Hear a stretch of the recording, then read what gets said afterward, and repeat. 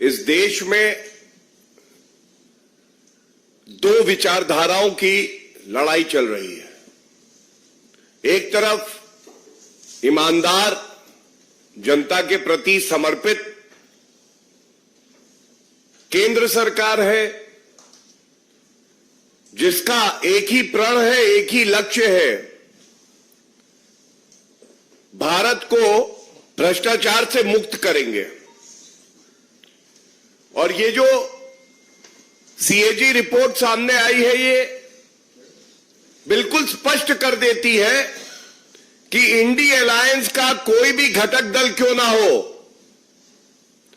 एक विपरीत ताकत लगी हुई है भारत की जनता के खिलाफ, भारत के मजबूत लोकतंत्र के खिलाफ, कि भारत भ्रष्टाचार मुक्त कैसे होगा जब हमारा परिवार और पार्टी भ्रष्टाचार युक्त होगी। यह चिंताजनक है कि ममता बनर्जी, जो कि बात करती हैं मां, माटी, मानुष, और उसी प्रदेश से आज मदर ऑफ ऑल स्कैम्स, सबसे बड़ा भ्रष्टाचार सामने आ रहा है। आप सोचिए, सीएजी रिपोर्ट में जो तथ्य सामने आए हैं, जब एक नोशनल वैल्यू 2G घोटाले को दी गई थी तो वो भी 1,76,000 करोड़ के आसपास था। तब कांग्रेस की भ्रष्टाचारी सरकार केंद्र में थी और पश्चिम बंगाल एक प्रदेश से 2 लाख करोड़ रुपए से ज्यादा का घोटाला हो जाता है। Why shouldn't we call it the mother of all scams? From a corrupt leader like Mamata Banerjee, who has completely forgotten that she has taken oath under the Constitution of India to follow the Constitution, the rules, the procedures laid down. ये कहना गलत नहीं होगा, खाता ना बही, जब चोर हो ममता बनर्जी तो भ्रष्टाचार भी सही। खाता ना बही, जब चोर हो ममता बनर्जी तो भ्रष्टाचार भी सही। और यह बात मैं इसलिए उजागर कर रहा हूं, हमें एक बात समझनी होगी। अभी कुछ सप्ताह पहले सुकांत जी साक्षात देखे हैं उस घटना को होते हुए। ईडी के अफसर पश्चिम बंगाल जाते हैं तो जो जंगल राज है वो इस कदर हावी है ममता बनर्जी के मस्तिष्क में कि वहां पे ईडी अफसरों पे हमला कर दिया जाता है। क्या संदेश देना चाहती थी ममता बनर्जी? कानून से मैं ऊपर हूं, केंद्र से भी अगर रुपया आएगा, प्रदेश की आमदनी जो होगी मैं लुटा डालूंगी, लूट खसोट चोरी होगी, धोखाधड़ी मैं करूंगी। जब संवैधानिक संस्था कंट्रोलर एंड ऑडिटर जनरल, जो कि संवैधानिक संस्था है, हमसे हिसाब मांगेगी तो मैं कहूंगी ठेंगा नहीं दूंगी, जाओ। ये करारा तमाचा मारने का प्रयास है ममता बनर्जी का पश्चिम बंगाल की जनता के गाल पर वो भूल गई है जब कानून का डंडा पड़ता है तो अच्छे अच्छे भ्रष्टाचारी भी सीधे हो जाते हैं। मैं इसी संदर्भ में एक और बात बताऊं, टीएमसी के ही नेता शाहजहां शेख, जिस मुख्यमंत्री को यह सुनिश्चित करना था कि उनके पार्टी के भ्रष्टाचारी ईडी के साथ सहयोग करे, वो फरार है। क्यों फरार है? क्योंकि जैसा आपके समक्ष अभी रखा गया, घोटाला तो कर दिया ममता बनर्जी ने, अब जवाबदेही की बारी आई तो जो लोग भ्रष्टाचारी हैं उनका किंगपिन कौन? क्वीनपिन भी कह सकते हैं ममता बनर्जी। और देखिए, जो बात अभी कही गई उसी को आगे बढ़ाते हुए कुछ और बिंदु आपके समक्ष रख रहा हूं। जब कोई भी राज्य के कोष से खर्चा होता है तो उपयोग हुआ वो रुपया, उसका प्रमाण पत्र देना अनिवार्य है रूल्स में। इससे यह सुनिश्चित होता है कि जनता का रुपया जनता के काम में आया और जो मुख्यमंत्री है, मंत्री है, उन्होंने अपनी संवैधानिक जिम्मेदारी का निर्वहन किया। लेकिन यहां क्या हुआ?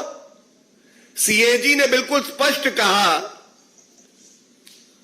चाहे वो यूटिलाइजेशन सर्टिफिकेट की बात हो, चाहे अनअकाउंटेड कंटिजेंसी फंड की बात हो, और चाहे पर्सनल डिपॉजिट्स के जो अकाउंट है उनकी बात हो, there is lack of transparency, पारदर्शिता की कमी है।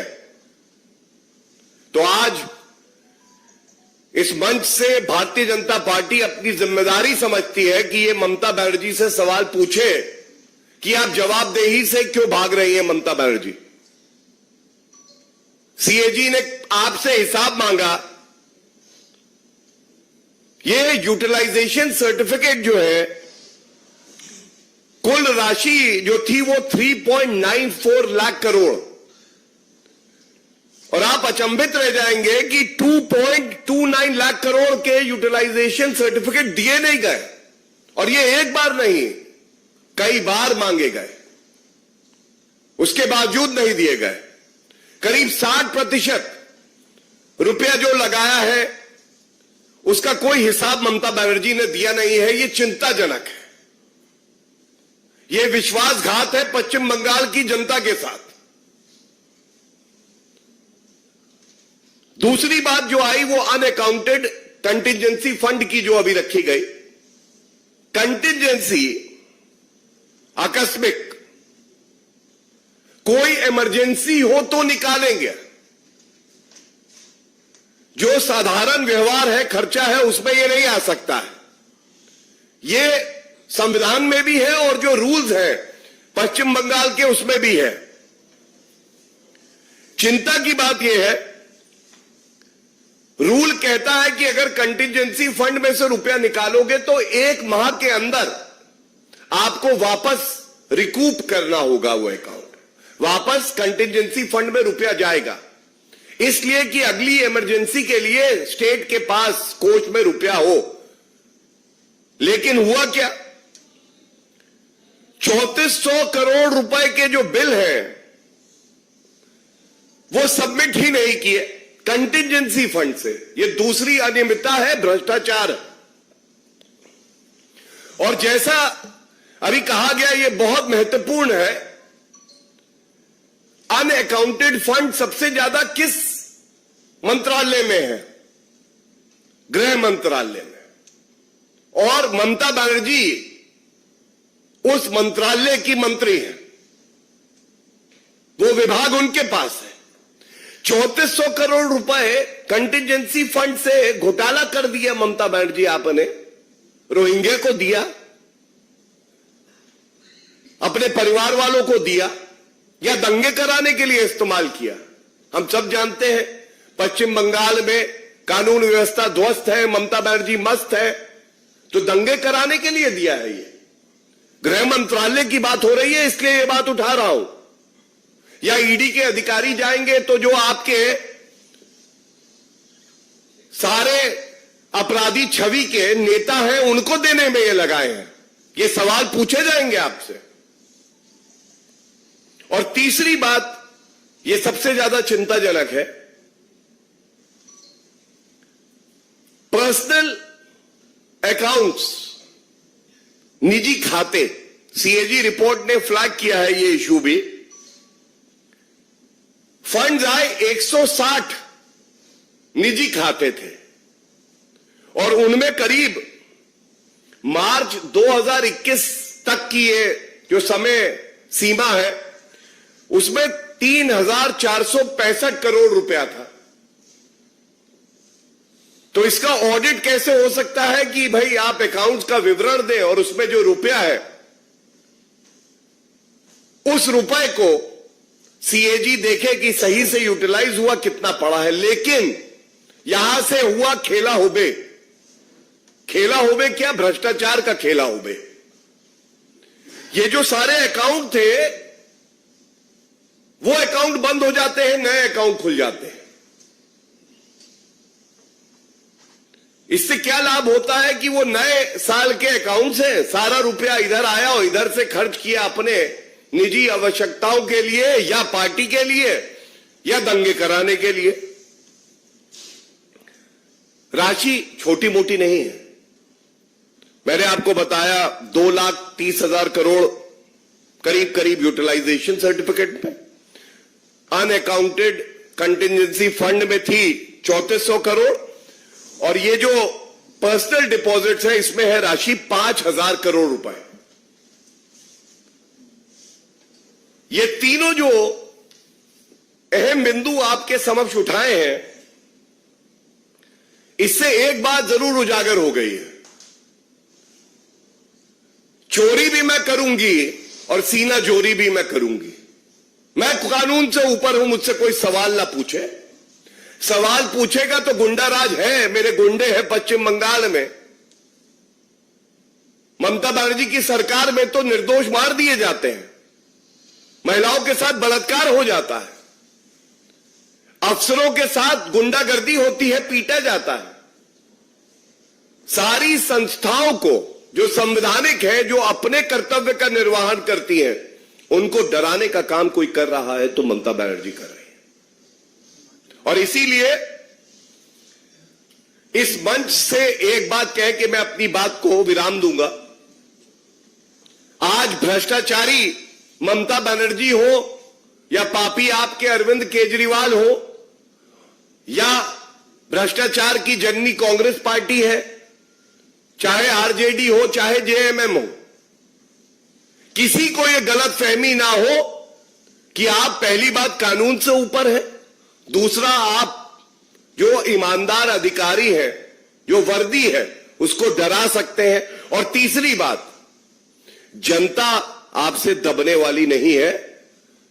एक एक रुपए का हिसाब आपको देना पड़ेगा और वो भी वक्त आएगा। जिनको गुरूर था, गुमा था कि मैं कानून से ऊपर हूं, वो जेल की सलाखों के पीछे चले गए। ये ताकत होती है ईमानदार सरकार की, ईमानदार एजेंसी की। वो वक्त भी आएगा ममता बनर्जी, एक एक रुपए का हिसाब आपको देना पड़ेगा। धन्यवाद। कोई सवाल हो तो पूछ सकते हैं। इस पे अगर किसी का सवाल हो तो कृपया करके पूछ सकते हैं। सर, एक बात आ रही है, 2 तारीख से ममता बनर्जी जो है वो धरने पहुंचाने की धमकी दे रही है। उनका कहना है कि 7,000 करोड़ रुपया जो है वो ग्रामीण विकास का केंद्र सरकार जो है वो पैसे नहीं दे रही है, जिसके कारण मनरेगा की जो कर्मी है उन्हें भुगतान नहीं हो रहा। अच्छा किया आपने ये सवाल पूछा, और ये संयोग नहीं है। जब कोई कुकर्म करता है, भ्रष्टाचार करता है, तो सृष्टि भी उनका साथ देती है जो ईमानदार होते हैं। इसी कैग रिपोर्ट में एक और भाग है, मैं आपसे पढ़ देता हूं क्योंकि आपके प्रश्न का उत्तर भी आपको मिलेगा। इस वर्ष में दिखाया है कि केंद्र सरकार से 2020-21 में ममता बनर्जी को 26,198 करोड़ रुपए, 3 योजनाएं। एक है नेशनल फूड सिक्योरिटी एक्ट में राशन के लिए, जिसमें 8,792 करोड़ रुपया उनको दिया गया। मनरेगा में 9,719 करोड़ रुपया दिया गया, और फर्टिलाइजर्स के लिए 1,070 करोड़ रुपए। लेकिन जो पारदर्शिता प्रदेश की सरकार में होनी चाहिए, जो प्रोसीजर है, केंद्र सरकार को बताना कि उसका यूटिलाइजेशन हुआ है, कैसे हुआ है, उसका प्रमाण क्या है, ऐसा लगता है कि ममता बनर्जी इसमें विश्वास नहीं रखती है। इसलिए ममता बनर्जी क्या कहती है ये अहमियत नहीं रखता है। अहमियत ये रखता है ये जो 2,40,000 करोड़ रुपए का घोटाला मोटा मोटा सामने आया है, पहले इसकी जवाबदेही ममता बनर्जी की बनती है। और जब इसकी वो जवाबदेही दे दे, उसके बाद 1 रुपए की बात भी उसके बाद होनी चाहिए, उससे पहले नहीं।